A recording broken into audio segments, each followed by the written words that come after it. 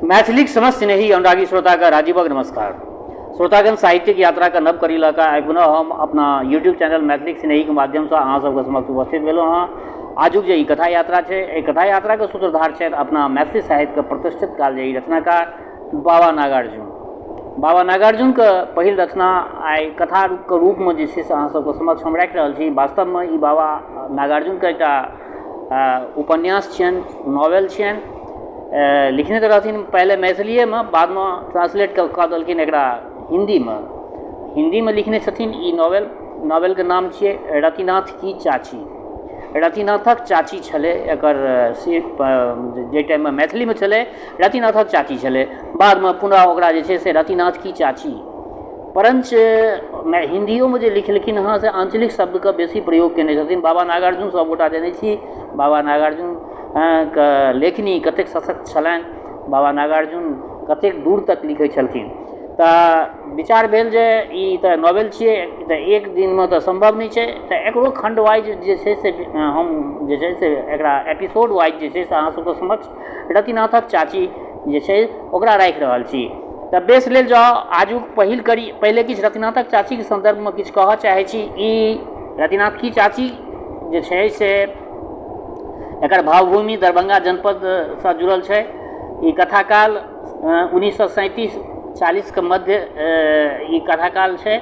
रचनाकाल 47, एकर दोसर संस्करण 67 में छपले, इलाहाबाद से प्रकाशित भेल छलै। आ तकर बाद किछु एहिमे जे छै से हिंदी भाषा में लिखल गेल छै, लेकिन आंचलिक हिंदी एकरा कहि सकै छियै। अपना बिहार में जे कि हिंदी सब गोटा अशिक्षितो लोग जे छै से ई हिंदी के बढ़िया से बुझि सकै छै, ततेक सहज ढंग से जे छै से रतिनाथ की चाची के लिखने छथिन। या किताब भेल, देख सकै छियै बाबा नागार्जुन का रतिनाथ की चाची। तऽ रतिनाथ की चाची जे छै से हिंदी उपन्यास छै, तऽ एकरा आई एकर पहिल एपिसोड अहाँ सबके समक्ष हम राखि रहल छी। तऽ बेस सुनल जाओ आजुक ई रचना रतिनाथ की चाची। चैत का महीना था और शाम का वक्त। बीच आंगन में टोला पड़ोस की औरतें जमा थी, सभी किसी न किसी बातचीत में मशगूल थी। दो एक की गोद में बच्चा भी था। दो एक जनों का धागा तैयार करने के लिए तकली लिए हुए आई थी। उनकी तकलियां कर्र कर्र करके कांसे के कटोरे में नाच रही थी और पुन्नी से खींचकर सर सर निकलता जा रहा था सूत यानी सूता। एक ही थी जो बेकार और चुप बैठी थी, चेहरे पर विषाद की काली छाया मंडरा रही थी। वह न तो तकली ही काट रही थी, न ही उनके गोद में कोई बच्चा ही था। बाकी औरतें रह रह कर उसकी ओर अजीब निगाहों से देख रही थी। इस बीच थोड़ी देर बाद दम्मो फूफी आ पहुंची। अदालत में मुजरिम हाजिर हो, वकील मुख्तार गवाह सभी मौजूद हो, फिर भी अगर जज ने किसी कारण से देर कर दी तो क्या होता है। दम्मो फूफी के बिना यही हाल था इस महिला परिषद का, यानी उस टोले का वो सबसे गिनी चुनी मानी हुई दम्मो फूफी महिला थी, बुढ़िया। फूफी को आग्रहपूर्वक आसन पर बिठाया गया। गोरा और छरहरा बदन, गोल मटोल चेहरा, नन्हे नन्हे पतले होठ, गंगा जमुनी बाल, कानों में सोने के छोटे छोटे मगर लटक रहे थे। शांतिपुरी धोती पहनी हुई थी, गले में बारीक रुद्राक्षों की माला। सिर्फ भक्ति की सबूत थी या शौक थी, कहा नहीं जा सकता है। अंटी में से चांदी की सुंदर डिबिया निकालती हुई बोली, आज गर्मी मालूम देती है, कहीं तूफान आया तो आम का फसल चौपट हो जाएगा। आम का फसल चौपट हो जाएगी। नोइस निकाल कर चुटकी में नाक के पुरों में भरते हुए फूफी ने फिर कहा, गुज्जी बिटिया हमारे यहाँ से ज़रा पंखा तो लेतिया। उस समय मैं हमारे मिथिलांचल में बुढ़िया लोग भी नोइस लिया करती थी, इसलिए बाबा नागार्जुन लिखे हैं। बाबा नागार्जुन के लिखने का तात्पर्य है कि हम लोग तो देखे हैं, अब तो नोइस कोई नहीं लेता है। बुढ़वा सबको देखते थे, बूढ़ा लोग लेते थे, लेकिन बुढ़िया भी लेती थी। ये बात इसी रतिनाथ की चाची में स्पष्ट हो रहा है। गुंजेश्वरी ने पंखा ला दिया। इतने में रूप रानी का बच्चा रो पड़ा, न जाने किधर से सबकी नज़र बचाकर एक लाल चीटा आया और बच्चे को काट लिया। बाएं पैर का अंगूठा धरती से छू रहा था। बच्चे की चीख बढ़ती ही गई। दमो फूफी ने कहा, जाओ रूप रानी, लो हाथ छुआ दो, जलन जाती रहेगी। अपने बच्चे को लेकर रूप रानी तो चली गई, तो फूफी ने एक और सूंघनी सुरकी, नाक में ऐसे वो लेकर के सुरकी। सभी की दृष्टि, सभी का ध्यान फूफी पर ही केंद्रित था। एक ही थी जो विषाद और जड़ता की प्रतिमा बनी बैठी थी। अब दमो फूफी ने अच्छी तरह आंख फाड़ कर उस पासानी की ओर देखा। उसके बाद सभी को अपनी निगाह के दायरे में समेटते हुए बोली, उमानाथ की माँ, कब तक तुम चुप रहोगी? कुछ न कुछ तो कहना ही पड़ेगा। समूचे गांव में इस बात की चर्चा चल रही है। आखिर जो होना था होकर ही रहा। विधना के विधान को भला हम तुम टाल सकते हो या बेचारी? इतना कहकर अपने सुंदर और कोमल हाथ से फूफी ने उस विषादमयी प्रतिमा की ओर संकेत किया। सुनने वाली औरतों ने सांस खींचकर अपने कानों को मानो और भी साफ कर लिया। फूफी बोलती गई, बैद्यनाथ के मरने के बाद कितनी कठिनाई से उमानाथ को पाल पोस कर इतना बड़ा कर पाई, यह तुझसे तो बहुतों को मालूम नहीं होगा। भगवान करे उमानाथ अपने बाप का नाम रखे। सहानुभूति के ये शब्द सुनकर उमानाथ की माँ की आंखें छलछलाई और ऐसा लगा कि पाषाणी प्रतिमा में फिर से प्राणों की प्रतिष्ठा हो गई हो। उसने कृतज्ञ आंखों से दमयंती यानी दमो फूफी की ओर देखी और सिर नीचा कर लिया। शिकार को गिरफ्त में करके बाघिन को जितना संतोष होता है, इस समय फूफी को भी संतोष की वही मात्रा थी। बेचारी उमानाथ की माँ को क्या पता था कि इस सहानुभूति के पीछे एक डायन का निठुर अट्टहास छिपा पड़ा था। बेचारी को जयनाथ याद आया, जो आज 4 महीने से लापता है। फूफी ने सूंघनी सुरखते हुए कहा, कोई चिंता नहीं, सारा इंतजाम हमने कर दिया है। परसों इस समय तक यह बोझ तुम्हारे सिर से उतर जाएगा। उमानाथ की माँ, रत्ती भर भी फिक्र मत करो। कृतज्ञता के मारे उमानाथ की माँ का जी करता था कि दमयंती के पैरों पर अपना सिर रख दे और सुबह सुबह कर कुछ देर और रो ले। वह चतुर बुढ़िया उस बेचारी को ममता का अवतार प्रतीत हो रही थी। यह विधवा है, अकिंचन है, उसे गर्भ रह गया है। वास्तव में उमानाथ की माँ गर्भवती बन गई थी, विधवा होते हुए भी गर्भवती बन गई थी। उसे गर्भ रह गया है। कहीं वह मुंह दिखाने के काबिल नहीं रही। पेड़ पौधे, पशु पक्षी सभी चुपचाप उमानाथ की माँ के इस महान कलंक पर मानो कीर्तन कर रहा है। ऐसी स्थिति में यदि दमो फूफी जैसी संभ्रांत वृद्धा उसे सांत्वना देने आई तो इससे बढ़कर व्यावहारिक मानवता भला और क्या होगी। मगर यहाँ तो बीसियों बैठी है। दमो फूफी अकेले रहती तब ना। उमानाथ की माँ को साहस नहीं हुआ कि फूफी के पैरों पर पड़ जाए। लज्जा भी निगोरी कैसी होती है कि उसका आंचल घोर से घोर पापी के लिए सुलभ है।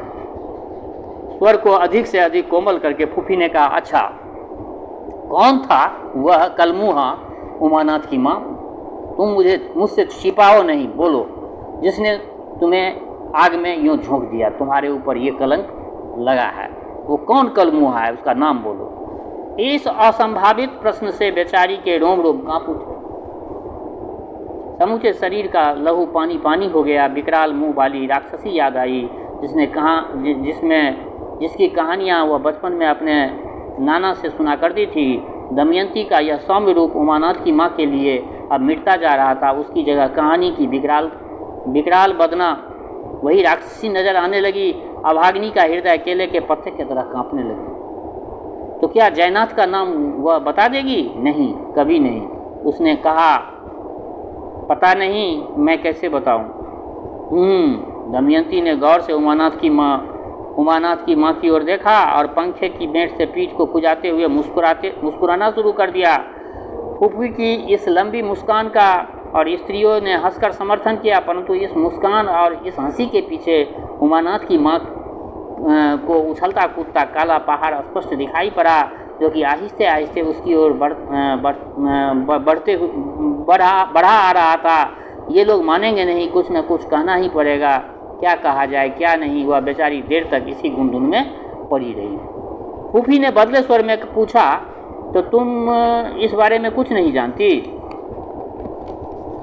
उमानाथ की माँ मालूम नाखून से नाखून खोट रही थी। आंगन के एक कोने में रतिनाथ बैठा था। आंगन के एक कोने में रतिनाथ बैठा था। महज 11 वर्ष के उम्र होने के कारण वह स्त्रियों के इस गुप्त अधिवेशन में शामिल हो सका था। इस सवाल से उस लड़के का दिल धड़क रहा था कि कहीं उसी के बाप का नाम न चाची के मुंह से निकल आवे। 4 मास से रति का बाप जयनाथ लापता है।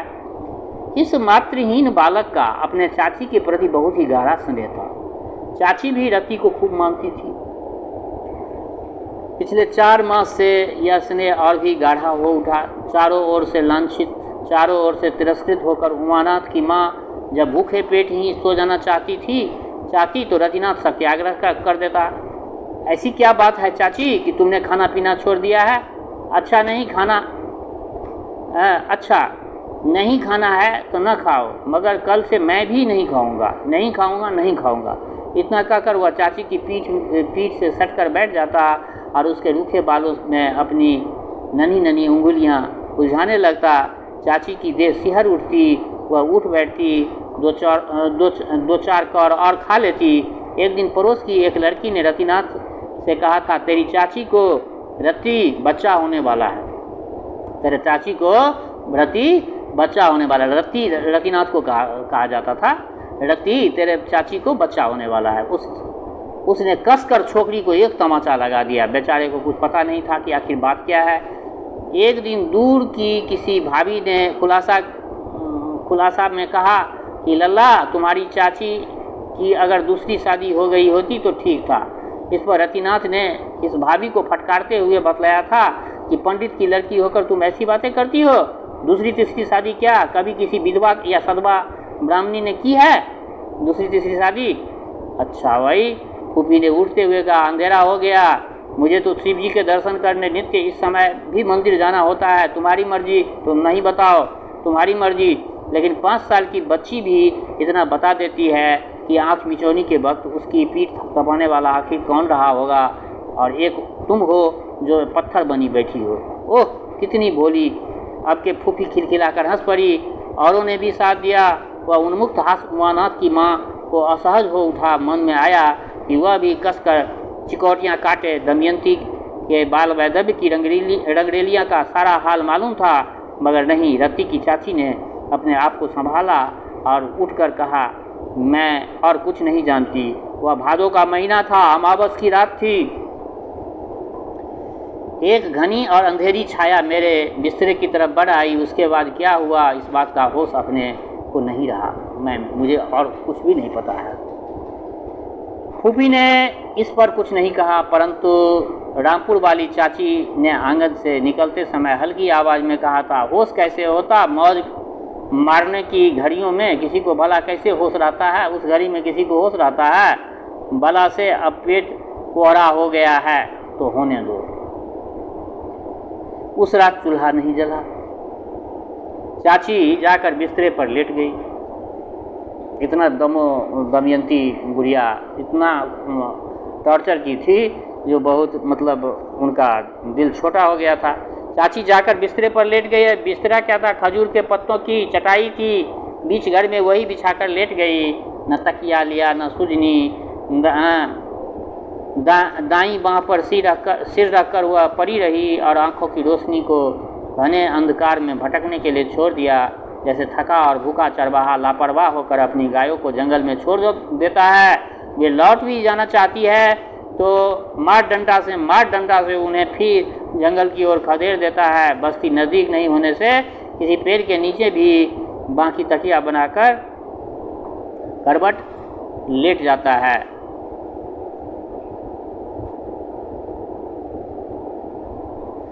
रतिनाथ भी जाकर संदूक पर सो रहा। विपत्ति के अथाह समुद्र में गोते खा रहा इस चाची के लिए बेचारे ने इस रात कितने आंसू बहाए। यह रहस्य भगवान ही जानते हैं। दिन का भात हांडी में था। पत्थर के बड़े कटोरे में दाल थी। एक दूसरी पथरोटी में जरा सा बैगन का चोखा रखा था, पर किसी ने हाथ तक नहीं लगाया। रति भूखा जरूर था, लेकिन उसकी भूख प्यास हवा हो गई। जबकि टोल पड़ोस की महिलाओं का दल मुस्कुराता और आंखें मटकाता हुआ शाम को रति के आंगन चला गया। चाची बुत बनी खड़ी रही, उसकी आंखों से आंसू के 4 बड़े बड़े बूंद ढुलक पड़े। समाज व्यक्ति के प्रति कितना निष्ठुर, कितना नृशंस हो सकता है। उस अबोध बालक को अपनी छोटी सी आयु में आज यह सत्य पहली बार भाषित हुआ। वास्तव में समाज की जो विश्लेषण, समाज का विश्लेषण बाबा नागार्जुन ने अपनी रचना में रखे हैं, शायद किसी रचनाकार में इतना साहस नहीं बन पाया। वो समाज के हर काली करतूत को उन्होंने जो देखा उसी रूप में उन्होंने रख दिया। परंतु वो दोपहर रात को किसी ने रत्ती के मुंह में 10-5 और अवश्य डाल दिए थे। वह कौन होगा? चाची ही होगी। हाँ, चाची ही थी। उसी ने नींद में विभोर रतिनाथ को उठाकर दाल भात और बैगन का चोखा खिला दिया। रत्ती बराबर आंखें मूंदे ही रहा। खिला पिलाकर कुल्ली कराकर चाची ने उसे अपने पास सुला लिया। खुद उसने कुछ नहीं खाया, बचा भात बाहर डाल दिया था। उस रात चाची को नींद नहीं आई। उसके माथे पर विपत्ति का इतना बड़ा पहाड़ हो, यह भला कैसे सोए? भादो, आश्विन, कार्तिक, अगहन, पूस, माघ, फागुन, यह चैत 8वां महीना चल रहा था। पेट में बच्चा उधम मचाने लगा था। चाची को ख्याल आया जयनाथ का चेहरा। फिर उसने सोए हुए रत्ती का मुंह चूम लिया। उमानाथ की माँ जानती थी कि जयनाथ देवघर में था और आजकल काशी में है। बेचारी ने कई बार चिट्ठी लिखवानी चाहिए, मगर किससे लिखवाती? जयनाथ वादा करके गए थे कि 10 दिन में ही मैं बाबा बैद्यनाथ को जल चढ़ाकर आ रहा हूँ। पूस चढ़ते हुए गए और चैत भी 12 दिन बीत गया। चाची को सारी पुरुष जाति से घृणा हो गई। इस मुसीबत का सामना जिसे करना चाहिए वह कहीं यूँ बाबा बैद्यनाथ और काशी विश्वनाथ के इर्द गिर्द गाल बजाता फिरे। छी, ऐसा था तो मुझे साथ ले लिया होता। हे भगवान, पानी में डूब मरने के अतिरिक्त क्या कोई और उपाय नहीं है? सुनती हूँ लहरियासराय में सरकारी अस्पताल में डॉक्टरनी गर्भ गिराने में बहुत कुशल है, मगर वहाँ तक पहुँचूँ तो पहुँचूँ कैसे? मुसीबत की उस घड़ी में एकाएक चाची को अपनी माँ याद आ गई। औरत को जब बहुत मुसीबत में होती है तो उनको अपनी माँ ही याद आती है। हालांकि हर आदमी को अपनी माँ याद आती है, लेकिन औरत को ज़्यादा अपनी माँ याद आई। उसने तय किया कि आज तो नहीं, कल रातों रात वो तरकुलवा चली जाएगी। तरकुलवा गांव की रहने वाली थी चाची, यानी उनकी नैहरा थी तरकुलवा चली जाएगी। वहाँ गांव में ही कई चमैने हैं। डांट फटकार गंजन फजीहत के बावजूद भी माँ आखिर माँ ही होगी। लड़की का कवच बनकर तमाम मुसीबतों को वह अपने ऊपर ले लेगी। इसमें भी क्या कोई शक है? इसी विषय में चाची को राहत मिली और रात्रि शेष में बेचारी की बोझिल पलकें जरा झपक गई। रतिनाथ की आंख सवेरे ही खुली। चाची को दूसरे दिन की भांति आज उसने नहीं जगाया। आंख मलते मलते वह चाची के घर के पिछवाड़े गया। पेशाब करते वक्त उसकी निगाह घिबही पर पड़ी। आम के इस पेड़ को वह बहुत प्यार करता था। उसके आम गोल गोल होते थे, पकने पर मुंह पीला और बदन लाल हो जाता था। स्वाद भी वैसा, रस गाढ़ा, गुठली छोटी होती थी।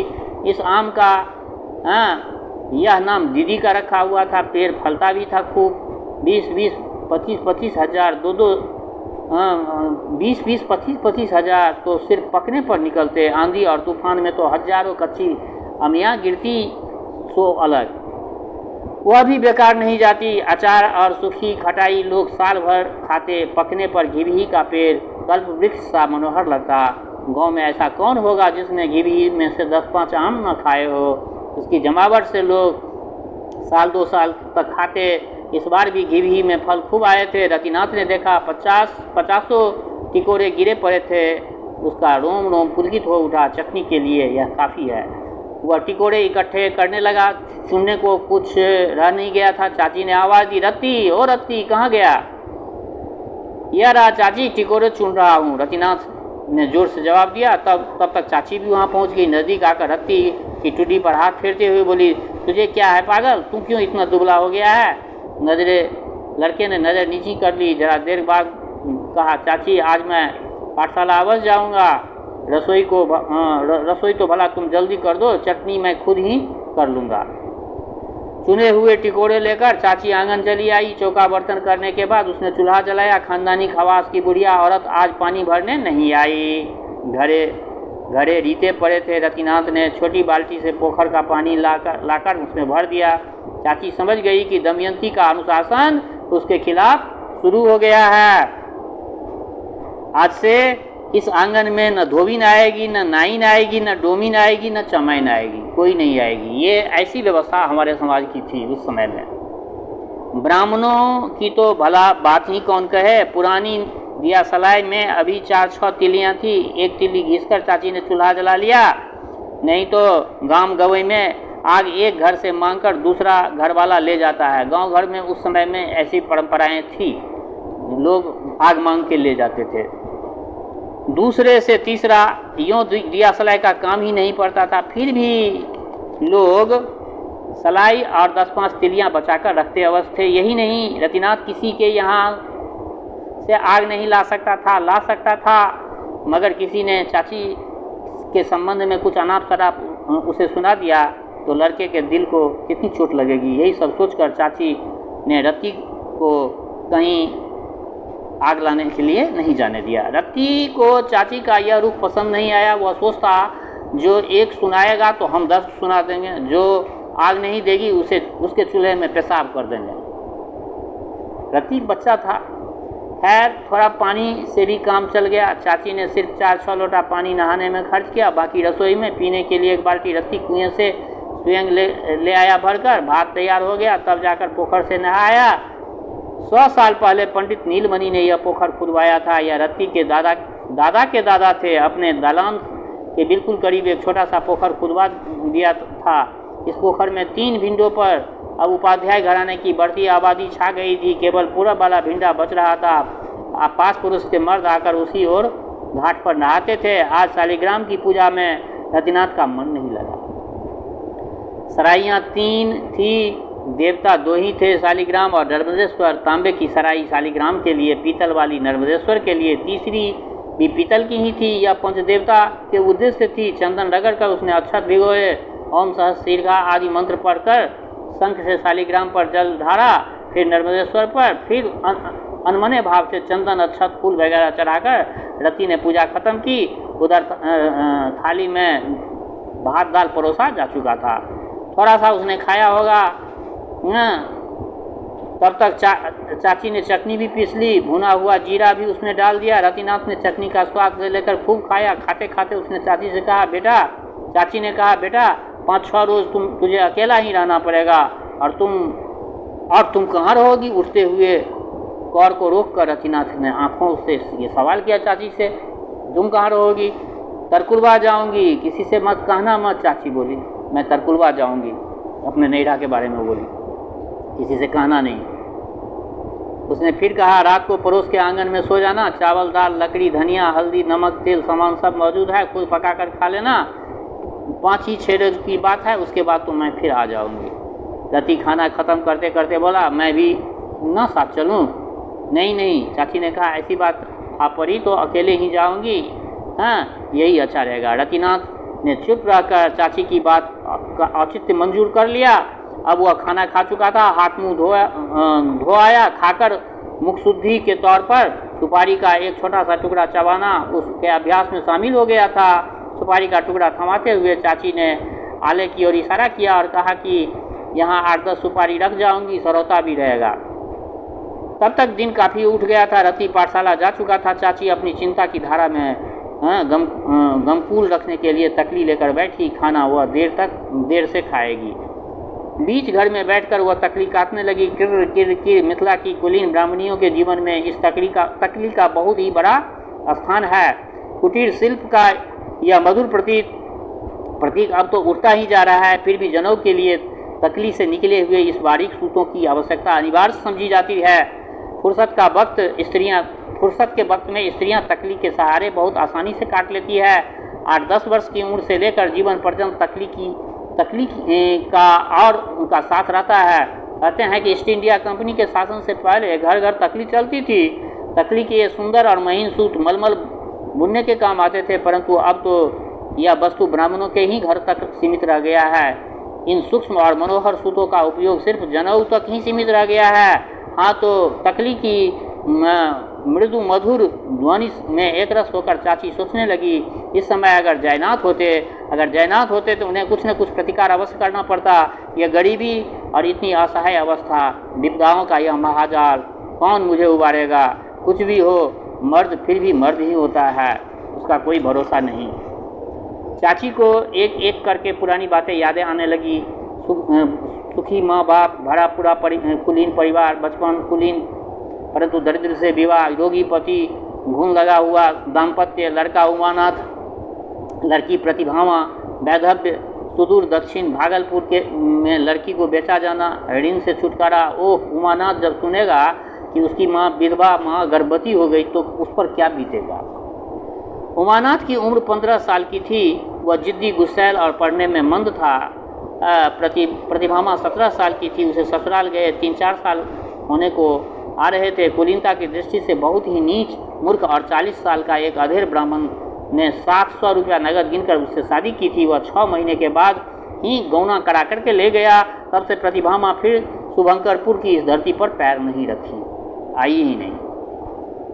इतने में किसी के पैर की आहट पाकर चाची का ध्यान भंग हो गया। उसकी बोटी बोटी कांपने लगी। हे भगवान, यह कौन आ रहा है? कल किसी ने कहा था कि थाने में भी इस बात की खबर हो गई है। उसका दिल धड़कने लगा। मुसीबत के इन दिनों में किधर से भी वज्रपात हो सकता है, कैसी भी हो, अनहोनी हो सकती है। चाची को टोला पड़ोस की एक और औरत दमयंती मालूम दे रही थी। हवा में उड़ा हुआ यह एक तिनका खतरे से भरा नजर आ रहा था। आहट बिल्कुल करीब आ गई। चाची ने अपने को और कड़ा कर लिया। कोई भी हो, घबराना नहीं चाहिए, बदनामी तो फैल ही गई है अब, और उससे अधिक होगा क्या? दरोगा फांसी तो देगा नहीं, हाँ पहरा जरूर बैठा दे सकता है। सरकार के कानून में गर्भ गिराना नाजायज बात है, तो क्या सोचकर अंग्रेज बहादुर ने यह कानून बनाया होगा कि कोई भी विधवा भ्रूण हत्या नहीं कर सकती। चाची अब भी उसी रफ्तार में तकलीफ काट रही थी। पुनी पर पुनी खत्म होती गई, मगर सोचने का धागा अपने छोर पर नहीं पहुंचा। चाची के सामने जयनाथ खड़े थे, दाढ़ी बढ़ी हुई, चेहरा खिला हुआ। चाची की उंगली रुक गई, तकली का तकवा ठिठक गया। ककड़ा हुआ सूत तकली से जल्दी जल्दी लपेट कर उसने पुनिया और तकली डाली में रख दी। जयनाथ ने कहा, रहने दो उमानाथ की माँ, तुम क्यों उठती हो? पैर धोने के लिए लोटा भर पानी घड़े में से क्या खुद मैं नहीं ले सकता हूँ? पर चाची तब तक पानी ला चुकी थी। वह अपने हाथों से जयनाथ के पैर धोने लगी, परंतु उमानाथ नहीं माना, खुद पैर धोने लगा। दातून भी नहीं की होगी। चाची ने कहा, ठहरो, ला देती हूँ। दक्षिण तरफ जो घर था उसमें से वह साहोर की दातून ले आई और जयनाथ को थमा दी। बोली, कल सुबह यह दातून रत्ती कहीं से लाया था, देखो ना, अभी तक हरी है। कपार पर आई इस रूखी लट को बाएं हाथ से ठीक करती हुई चाची फिर बोली, 4 अक्षर लिखना तुम्हारे लिए पहाड़ हो गया था। कहाँ जाकर के छिपा बैठा था? कोई खत भी नहीं, कोई खबर भी नहीं। बड़े अजीब आदमी हो जी। जयनाथ ने कोई सफाई नहीं दी, मुस्कुरा दिया। गठड़ी में से उसने अपनी धोती निकाल लिया और दातून करते करते स्नान करने चला गया। तो बे श्रोतागण, आई जैसे से हिनकर ये पहला एपिसोड जे से रतिनाथ की चाची मसा आई अहाँ सबके समक्ष रखलो हाँ।